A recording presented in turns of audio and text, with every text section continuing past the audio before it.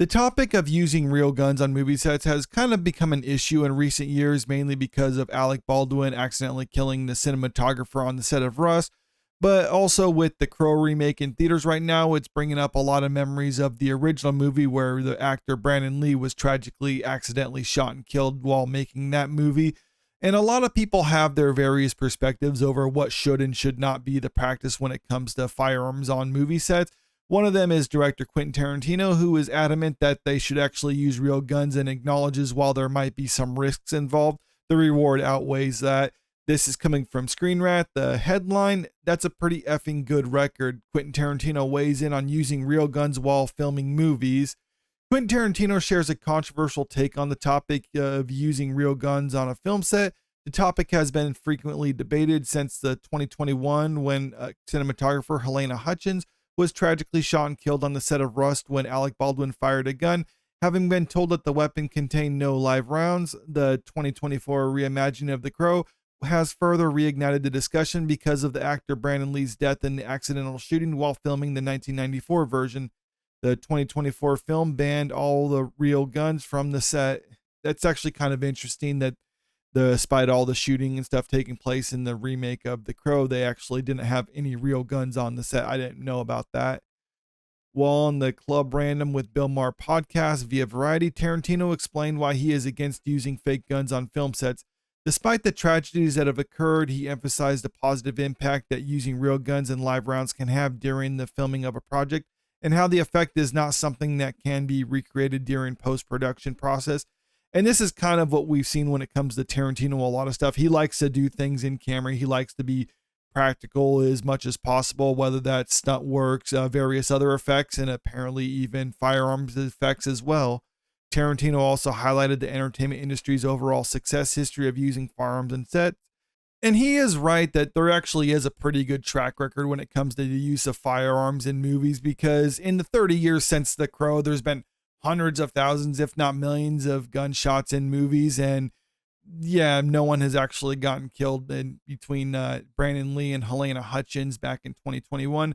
The last recorded case before Brandon Lee was back in 1984, and that was I'm gonna say mostly on the part of the actor, and I say mostly because what happened in that situation is he was playing around with his prop gun in the movie. This clearly isn't a real gun. I'm just gonna demonstrate what he actually did. So he was playing around with it. It was loaded with blanks. He didn't understand how powerful blanks were, what they can do. So he's playing around with it, put it to his head, there, and that's pretty much the end of it right there. And I say it's pretty much on his fault, but at the same time, he should have been properly informed and educated on how powerful blanks actually are and how you're supposed to handle a firearm on set. Clearly, he wasn't trained on how you're supposed to handle a firearm on set, and that's why he ultimately that's why he's not here anymore. Since then, there's been some safety regulations when it comes to movie sets on how they're supposed to properly handle them. In a lot of these situations, like when it came to Brandon Lee, some of the safety measures weren't followed, and it took a series of people just kind of skirting the rules a little bit in order to lead up to the incident where he got killed. As far as the Rush shooting, it was determined that the film's armorer dropped the ball on everything, and she allowed real live rounds to get mixed in with the dummy rounds, and those ended up in the gun that shot Helena Hutchins. So it was determined that it was actually her fault that Helena Hutchins got killed. But as far as just using firearms on movie sets, this is the exact quote of what Quentin Tarantino said about it. I guess I can add digital erections to porno movies, but who wants to effing watch that? It's exciting to shoot the blanks and to see the orange, the real orange fire, not add orange fire. For as many guns as we've shot in movies, we only have 2 examples of people being shot on the set by a gun mishap. That's a pretty effing good record. I think that's kind of an interesting point because there's always going to be an inherent risk when it comes to producing a movie, but Quentin Tarantino was saying as long as you follow the proper safety measures, then it's relatively safe.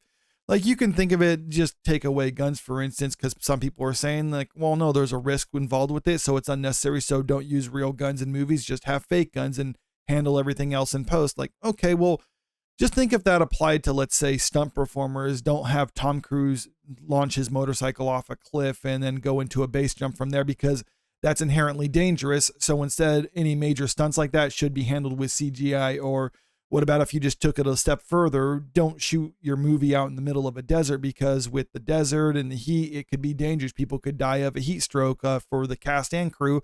So instead, anything in a hazardous environment like that should be shot only exclusively in a studio with green screen because it's safer that way. And I think a lot of people would disagree that should be the practice. I think a lot of people would agree that yes, there's going to be some risk involved with whatever you're going to be doing, whether it's just driving a car, doing some stunt work, using firearms on a movie set.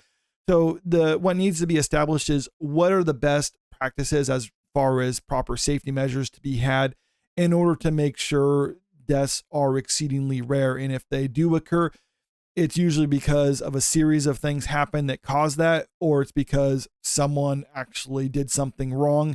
And then we can determine whether that was actually their fault criminally or not. In the case of the Rust shooting, it was a criminal conviction. The armorer went to jail because she allowed live ammo to be brought on set and got mixed in with the dummy rounds. When it came to Brandon Lee, no one was convicted of that because it was a series of small incidents that occurred.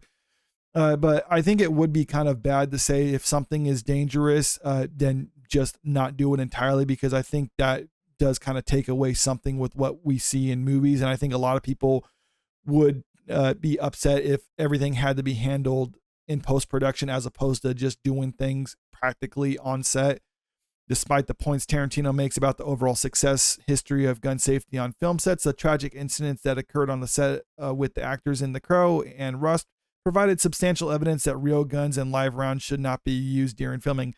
And they say live rounds in this article. I think what they mean is blank rounds, because blank rounds are basically rounds that can be fired from specially converted guns. Most guns used on movies can't actually fire real bullets. They're converted to only fire blank rounds.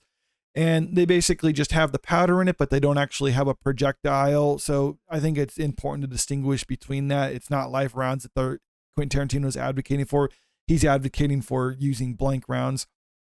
The thrill that shooting live rounds adds to the film is not a justifiable trade-off to the inherent risk of such practices. The necessary safety measures are more important than needlessly risking the lives of the cast and crew. And I think that really is up to the audience. And I think that's what this argument comes down to, is what does the audience want? Does the audience think it's necessary to have real guns, real practical effects, real locations, real stunts? Or do they think the story is first and foremost, and you can have everything just be done digitally and done in post, done on green screen, and you would have the same effects? Maybe in some movies that will work, but I don't think all movies would necessarily lend themselves to just being like a digital movie like that. I think some movies you need to actually have those practical effects. And what the argument should be is, what are the proper safety measures that need to be put in place in order to guarantee, or at least not guarantee, because there is no guarantee, but ensure that it's done as safely as possible. Right now, with the way things are going in movies, or at least just looking at the track record, I'm kind of on the side of Quentin Tarantino, where I think as far as the practices when it comes to firearms in movies, I think it's actually pretty good. There's less firearm incidents on movie sets than there is in the military, where people are used to handling firearms on a daily basis, or even in law enforcement, just with negligent discharge and other things like that. So I think the safety standards that they have in place for firearms in movies right now are pretty good. And I think as long as they abide by them and people actually, there's not just a bunch of human error, then I think they can continue to make movies with real firearms and blank ammunition. I don't see the reason why you would need to get rid of that right now, but let me know what you think about all this in the comment section below. Do you think there should be more safety standards in place right now? Do you think there should be harsher punishments for people who violate them? Or do you think they should just get rid of them entirely and just use it all done in post? Let me know in the comment section. And also, if you haven't already, make sure you click that subscribe button if you want to stay up to date with the latest entertainment news. And don't forget to click that like button and share the video out there, because it really helps out with the channel. Thank you.